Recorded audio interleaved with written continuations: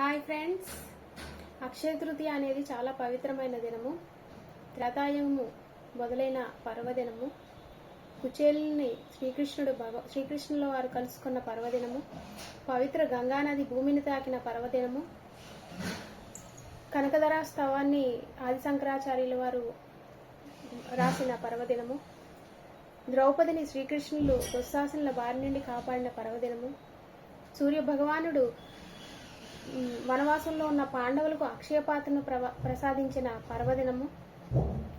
ఇంత మంచి పర్వదినాన్న ఏదైనా చేస్తే అది 100 రెట్లు ఫలితాన్ని ఇస్తుందని, జ్ఞానాన్ని పెంపొందించుతుందని, ఫలితాన్ని అయితే ఇస్తుందని వేదాలు అయితే చెప్తున్నాయి.